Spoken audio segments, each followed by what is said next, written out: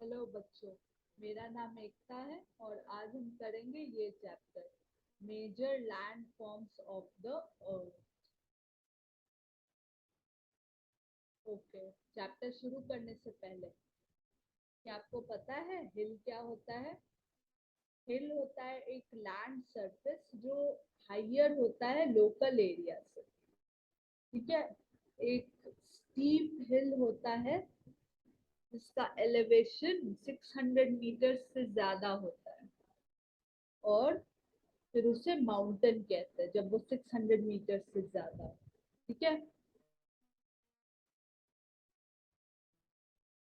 अर्थ में बहुत सारे वेराइटीज होते हैं लैंडफॉर्म्स के। कुछ पार्ट जो लिथोस्फेयर का होता है वो रग्ड हो सकता है और कुछ फ्लैट। ठीक है, तो ये जो लैंडफॉर्म्स है वो दो प्रोसेसेस से बनते हैं। ठीक है,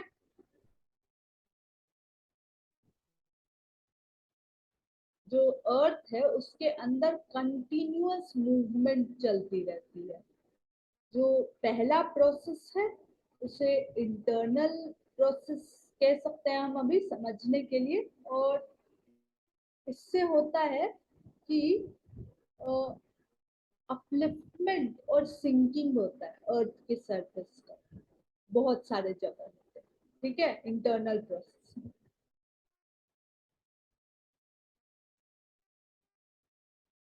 फिर जो दूसरा प्रोसेस हुआ लैंडफॉर्म्स के बनने का वो हुआ एक्सटर्नल प्रोसेस। ठीक है, ये होता है continuous wearing down and rebuilding of the land surface. ठीक है, लैंड सरफेस बनना और खत्म होना। तो जो खत्म होना होता है वेयरिंग डाउन, ये होता है इरोजन से। ठीक है, और रीबिल्ड होता है डिपोजिशन से। ठीक है, तो ये जो दो प्रोसेस है, इंटरनल प्रोसेस जो हमने देखा और ये वाला एक्सटर्नल प्रोसेस, ये होता है, ये क्या चीज कैरी आउट करता है? इसे रनिंग वाटर, आइस और विंड कैरी आउट करते हैं। ठीक है, तो हम लोग डिफरेंट लैंडफॉर्म्स को ग्रुप कर सकते हैं उनके एलिवेशन और स्लोप के बेसिस पे। आपका हुआ माउंटेन्स, प्लेटोज और प्लेन्स, ये हुआ आपका डिफरेंट लैंडफॉर्म्स। चलिए सबसे पहले हम पढ़ेंगे माउंटेन्स के बारे में। तो माउंटेन क्या होता है?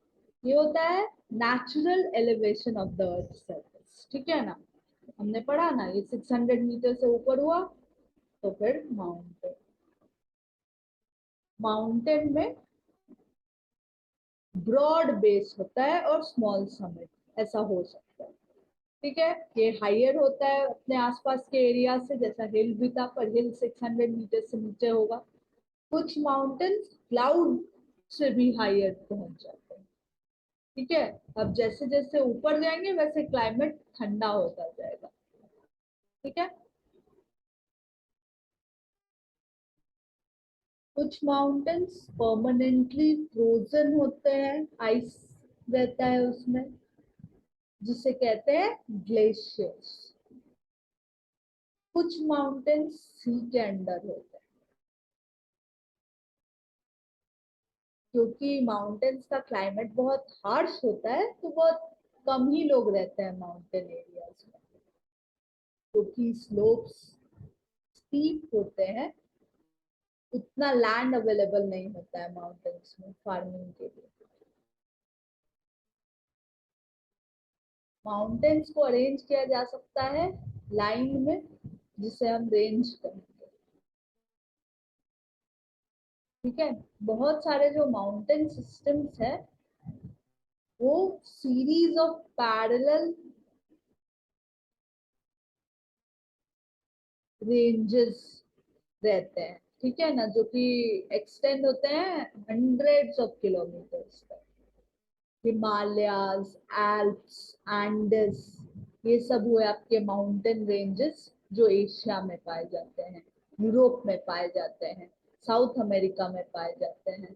ठीक है, एशिया में हिमालयाज, एल्प हुआ यूरोप में, एंडस हुआ साउथ अमेरिका में, ये सब माउंटेन रेंजेस। माउंटेन्स हाइट्स और शेप्स अलग अलग होते हैं माउंटेन्स के, ठीक है। मेनली 3 टाइप होते हैं माउंटेन्स के, कोल्ड माउंटेन्स, ब्लॉक माउंटेन्स और वोल्केनिक माउंटेन्स। जो हिमालयन माउंटेन्स और एल्प्स है वो हुए यंग कोल्ड माउंटेन्स, ठीक है, रफ्ड रिलीफ और हाई कॉनिकल पीक्स के कारण। अरावली रेंज जो इंडिया में है ये सबसे ओल्डेस्ट कोल्ड माउंटेन सिस्टम्स है पूरे वर्ल्ड में। ये एरोजन के कारण बहुत ही ज्यादा वोर्न डाउन हो गया है। अपालेशियंस जो नॉर्थ अमेरिका में है और यूरल माउंटेन्स जो रशिया में है, इन दोनों का है राउंडेड फीचर्स और लो एलिवेशन। ये दोनों बहुत ही ओल्ड फोल्ड माउंटेन्स है, ठीक है ना, अपालेशियंस और यूरल माउंटेन्स।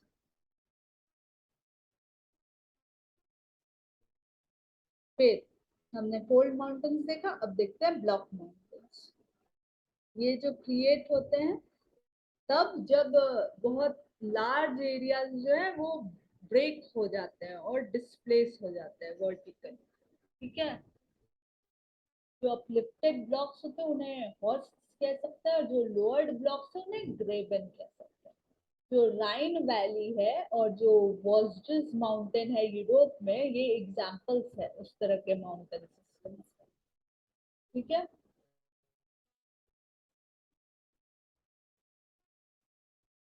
अब वोल्केनिक माउंटेन्स जो होता है वो वोल्केनिक एक्टिविटी से बनता है। माउंट किलिमंजारो अफ्रीका का, माउंट फुजियामा जापान का, ये सब वो आपका एग्जांपल्स वोल्केनिक माउंटेन का, ठीक है। माउंटेन्स बहुत यूजफुल होते हैं, क्यों? क्योंकि वो स्टोर हाउस है पानी के। बहुत सारे रिवर्स का सोर्स होता है ग्लेशियर्स माउंटेन्स में जो पाया जाता है। रिजर्वोयर्स बनते हैं और जो पानी होता है वो लोगों के यूज के लिए हार्नेस होती है, ठीक है। जो माउंटेन से जो पानी मिलती है उसे इरिगेशन और हाइड्रो इलेक्ट्रिसिटी के जनरेशन के लिए भी यूज किया जाता है। जो रिवर वैलीज और टेरेसेस रहते हैं वो कल्टीवेशन ऑफ क्रॉप्स के लिए आइडियल रहता है। माउंटेन्स में बहुत ही रिच वैरायटी मिलती है फ्लोरा और फौना की। फॉरेस्ट जो होते हैं माउंटेन्स में, वहां पे आपको फ्यूल, फॉडर, शेल्टर और बाकी सब प्रोडक्ट्स जैसे गम्स, रेजिन्स, ये सब मिलता है। माउंटेन्स टूरिस्ट के लिए भी, अट्रैक्ट करने के लिए भी, टूरिस्ट को अट्रैक्ट करने के लिए भी अच्छा रहता है,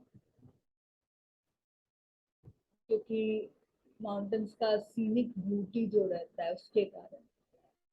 बहुत सारे स्पोर्ट्स जैसे paragliding, hang gliding, river rafting, skiing, ये सब भी पॉपुलर है माउंटेन्स में। हमने माउंटेन्स के बारे में पढ़ा, अब पढ़ते हैं प्लेटोज के बारे में।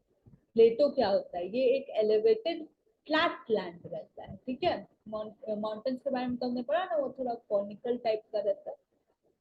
ये जो है ये फ्लैट टॉप टेबल लैंड रहता है जो कि सराउंडिंग एरिया के ऊपर रहता है, ठीक है। तो एक प्लेटो जो होता है उसमें एक या एक से ज्यादा साइड्स हो सकते हैं स्टीप स्लोप के साथ। हाइट जो होता है प्लेटो का वो अक्सर अलग अलग रहता है, फ्यू हंड्रेड मीटर से सेवरल थाउजेंड मीटर्स हो सकता है, ठीक है। प्लेटोज फिर माउंटेन्स की तरह यंग भी हो सकता है, ओल्ड भी हो सकता है।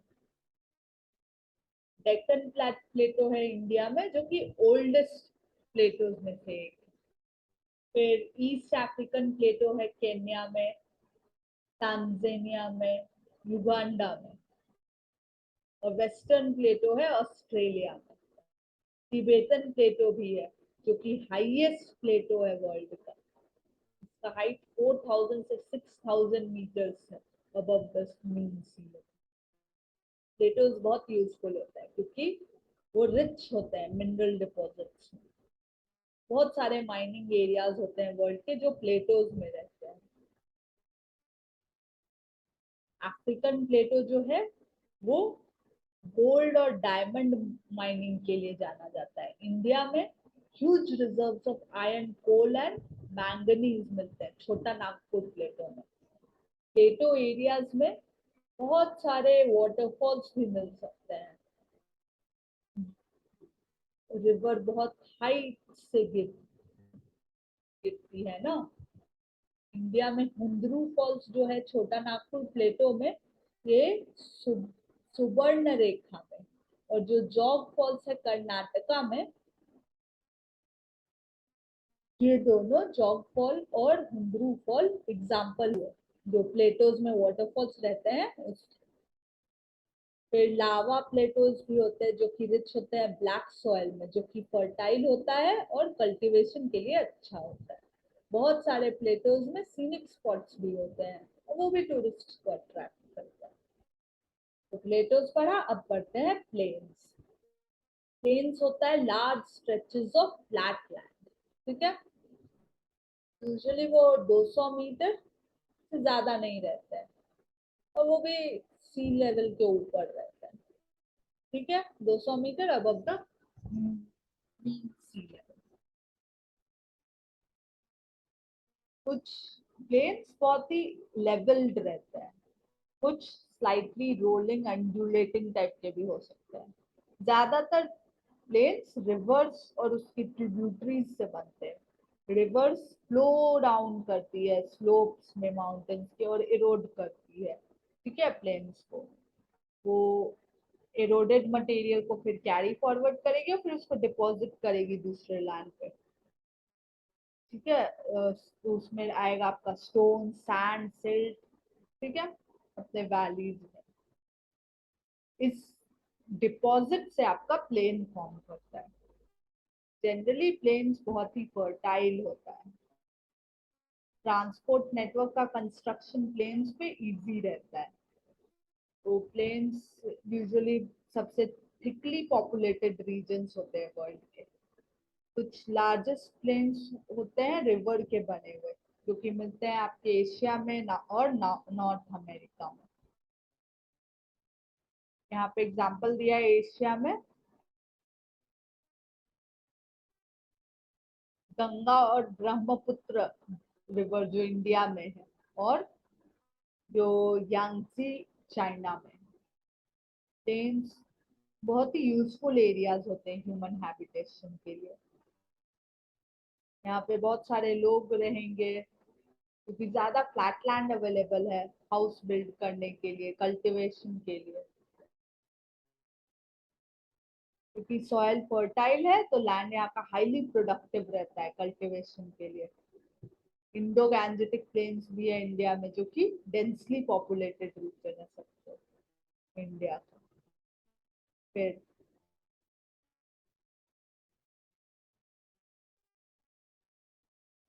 ह्यूमंस जो है वो अलग अलग लैंडफॉर्म्स पे अलग अलग तरीके से रहते हैं, ठीक है। माउंटेनियस एरियाज पे लाइफ डिफिकल्ट होती है। प्लेन्स बहुत ही अच्छा कंडीशन प्रोवाइड करता है। प्लेन्स में क्रॉप्स ग्रो करना इजी होता है, बिल्ड हाउस बिल्ड करना इजी होता है, रोड बिल्ड करना इजी होता है। तो माउंटेन के कंपैरिजन में ज्यादा इजी होता है प्लेन्स में।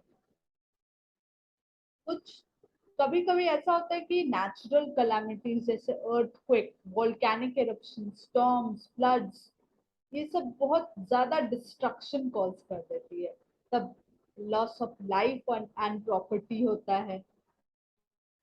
तो ऐसा है कि क्रिएटिव अवेयरनेस से ये सब जो लॉस है, इसे इसका रिस्क को थोड़ा कम किया जा सकता है।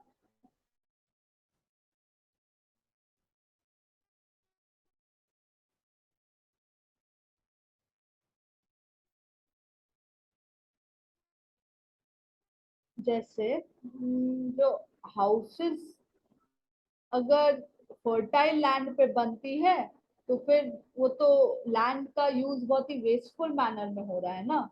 तो अगर इस चीज के बारे में अवेयरनेस हो तो रिस्क कम होगा, है ना, वेस्टेज का। इसी तरह से अगर गार्बेज जो लैंड पे थ्रो होती है या वाटर पे, वो उसे डर्टी कर देती है। तो हमें इस तरह से ये नेचर की गिफ्ट को वेस्ट करना, उसे खराब करना, उसे केयरलेस मैनर में यूज करना बंद करना चाहिए। अवेयरनेस होनी चाहिए। जो अवेलेबल लैंड है ये सिर्फ हमारे यूज के लिए नहीं है, इसे हमें बेहतर छोड़ना चाहिए फ्यूचर जनरेशन के लिए।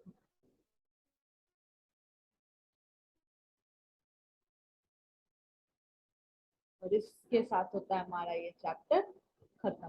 तो हमने इस चैप्टर में क्या क्या पढ़ा?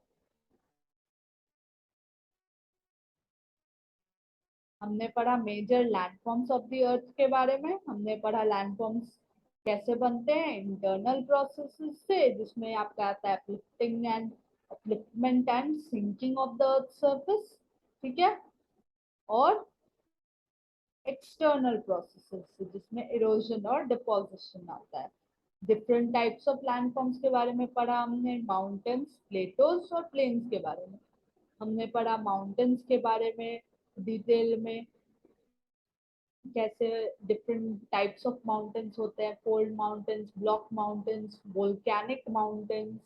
हमने हर एक टाइप के बारे में पढ़ा। फिर हमने प्लेटोज के बारे में पढ़ा। फिर हमने प्लेन्स के बारे में पढ़ा। फिर हमने ये पढ़ा कि कैसे ये हमारी रिस्पॉन्सिबिलिटी है कि हम लैंडफॉर्म्स को अच्छे से ट्रीट करें। और इसके साथ होता है हमारा ये चैप्टर खत्म।